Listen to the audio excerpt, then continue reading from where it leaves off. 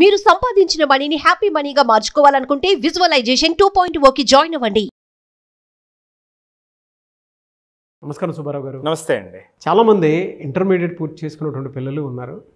And 10th class నుంచి కూడా ఏదైనా ఫర్దర్గా మాకు ఈ కోర్స్ ఉంటే బాగుంటుంది, ఇప్పుడు కూడా డిమాండ్ ఉండేటువంటి కోర్స్ ఏదైనా చేద్దాం అనుకున్నటువంటి వాళ్ళు ఉంటారు. అటువంటి వాళ్ళకి మీరు ఏం సజెస్ట్ చేస్తారు? ఇది చాలా చాలా అవసరం కూడా అండి మన తెలుగు పిల్లలకి. ఎందుకంటే ప్రతిదీ కూడా ఎంపీసీ, బైపీసీ, వెంటనే జేఈఈ, నీటు ఈ ప్రపంచంలో కొట్టుకుపోతూ ఉన్నామండి.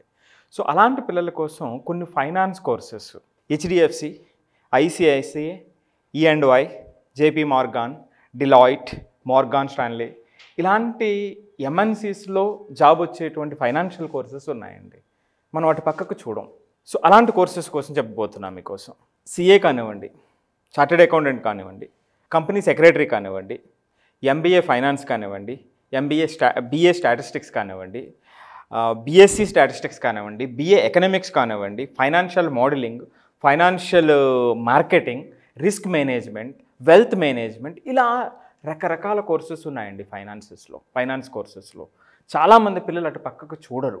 సో ఎందుకంటే మీకు సాధారణంగా చెప్తాను, ఇప్పుడు ఇన్వెస్ట్మెంట్ అడ్వైజరీ ఫర్మ్ ఉంటాయి. అంటే ఈ కోర్సెస్ చేసి ఇప్పుడు నేను ఏదైతే చెప్పానో ఎంఎన్సీలో డైరెక్ట్ ఓపెనింగ్స్ ఉంటాయండి ఈ కోర్సెస్. సో మీకు ఇంజనీరింగ్ చేసే వాళ్ళకు కూడా ఉండకపోవచ్చు, అలాంటి ఓపెనింగ్స్ ఇక్కడ ఉంటాయి. అది కాకపోతే ఈ కోర్సెస్ చేసిన తర్వాత సొంతంగా కంపెనీ పెట్టుకుని స్టార్ట్ చేసేటువంటి అవకాశం కూడా ఉంటుందండి. ఉదాహరణకి ఇన్వెస్ట్మెంట్ అడ్వైజరీ ఫర్మ్ ఉంటుందండి.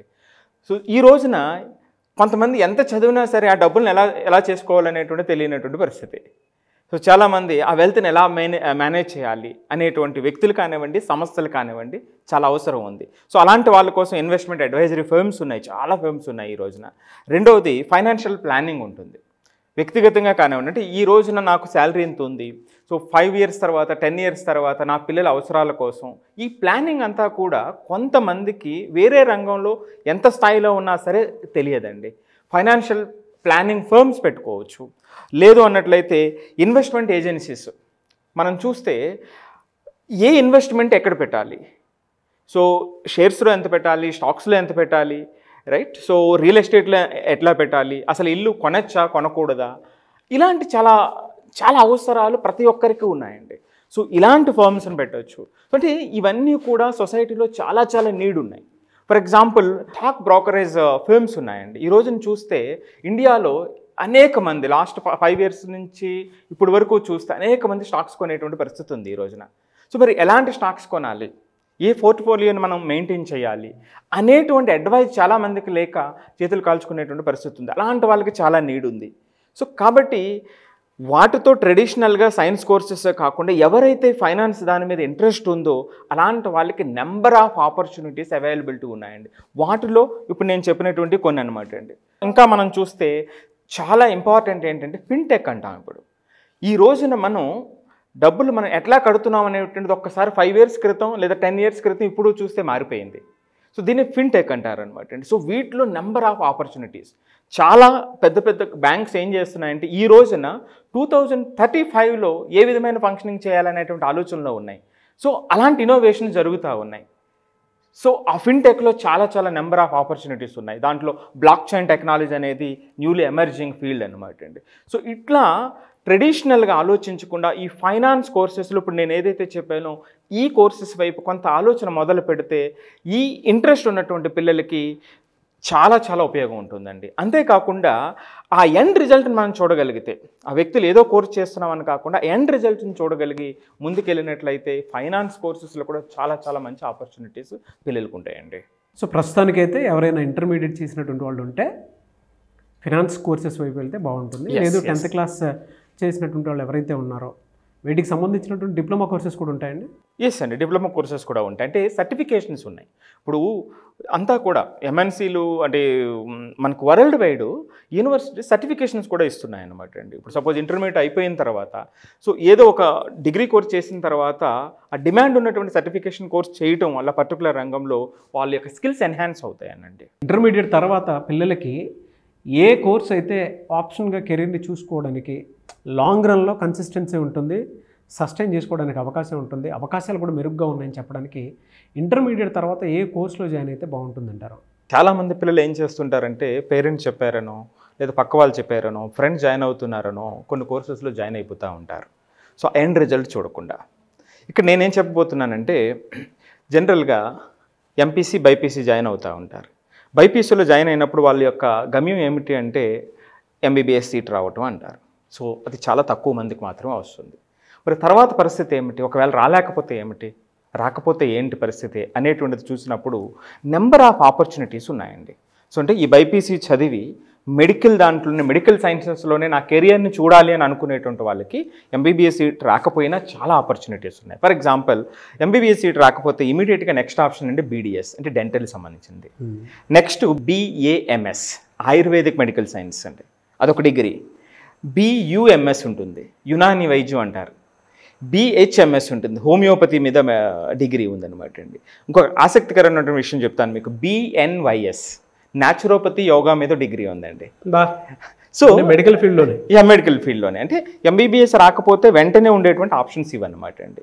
దాని తర్వాత ఫిజియోథెరపీ, అగ్రికల్చర్కి సంబంధించినటువంటి కోర్సెస్, ఫార్మసీకి సంబంధించినటువంటి కోర్సెస్, బయోటెక్నాలజీకి సంబంధించినటువంటి కోర్సెస్, బయో ఇన్ఫర్మేటిక్స్ ఫార్మసీకి సంబంధించినటువంటి కోర్సెస్ నెక్స్ట్ ఆప్షన్లో ఇవి ఉన్నాయండి. సో బైపీసీ రాసి అందులో సీట్ రాకపోతే, నీట్లో క్వాలిఫై అవ్వకపోయినా లేకపోతే ఎంబీబీఎస్ సీట్ రాకపోయినా నెక్స్ట్ ఇమీడియట్గా ఉన్నటువంటి ఆప్షన్స్ ఇవ్వండి. ఒకవేళ దీని తర్వాత కొంతమందికి నర్సింగ్లో, పర్టికులర్లీ కొంతమంది అమ్మాయిల విషయంలో అది కూడా నర్సింగ్లో చాలా ఇంట్రెస్ట్ ఉంటుంది కొంతమంది పిల్లలకి. సో బీఎస్సీ నర్సింగ్ ఉందండి. నెక్స్ట్ రెండోది పోస్ట్ బేసిక్ బీఎస్సీ నర్సింగ్ అని ఉంటుందండి. అంటే నర్సింగ్ డిప్లొమా చేసి ఇమీడియట్గా సెకండ్ ఇయర్లో బీఎస్సీ నర్సింగ్ చేసేటువంటి పిల్లలు అనమాట అండి. నెక్స్ట్ అసిస్టెంట్ నర్స్కి సంబంధించినటువంటి కొన్ని కోర్సెస్ ఉన్నాయండి. అంటే ఇట్లా కొన్ని కోర్సెస్ డైరెక్ట్గా గవర్నమెంట్ హాస్పిటల్స్లో కానీ ప్రైవేట్ హాస్పిటల్స్లో కానీ, లేదు అన్నట్లయితే అబ్రాడ్లో నర్సింగ్కి చాలా ఆపర్చునిటీస్ ఉన్నాయన్నమాట అండి. సో ఎవరైతే వాళ్ళకి ఇంట్రెస్ట్ ఉందో అలాంటి వాళ్ళు ఈ నర్సింగ్ కోర్సెస్ రెండో ఆప్షన్గా చేసేటువంటి అవకాశం ఉంది. సో ఒకవేళ అది కూడా కాకపోతే మూడో ఆప్షన్ ఉందండి, పారామెడికల్. మీరు ఒక హాస్పిటల్కి వెళ్తే ఒక డాక్టర్ ఒక్కడే కాదు, చాలా డిపార్ట్మెంట్స్ ఉంటాయి. డాక్టర్ గారు వైద్యం చేయాలంటే అంతకుముందు టెక్నీషియన్ ఒక రిపోర్ట్ ఇచ్చి ఉండాలి. సో దానికి సంబంధించినటువంటి పారామెడికల్ కోర్సెస్ అండి.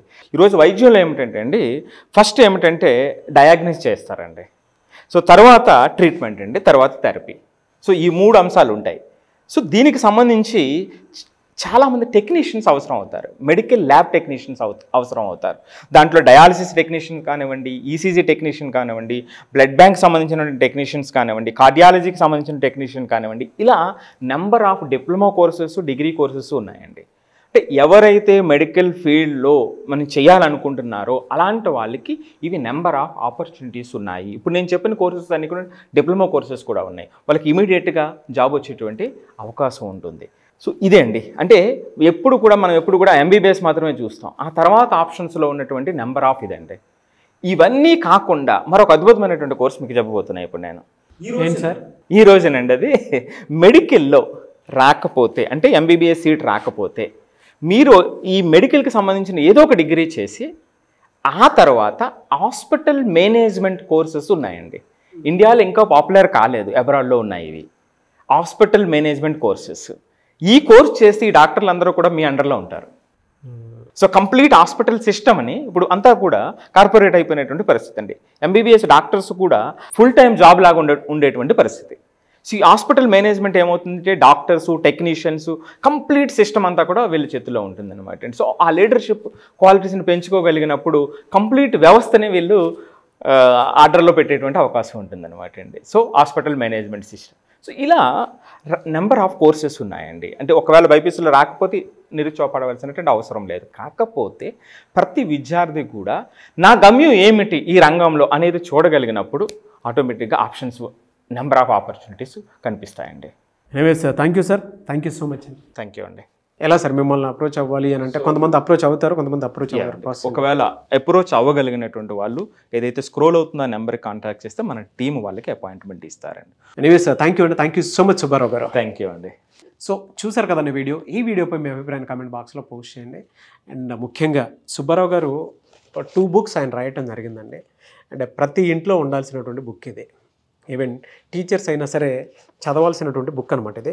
ట్రాన్స్ఫర్మేటివ్ ఎడ్యుకేషనల్ లీడర్షిప్ ఓకే, ఇది టీచర్స్ కోసం అని చెప్పేసి exclusive practical guide to daily enrichment for educators and education leaders.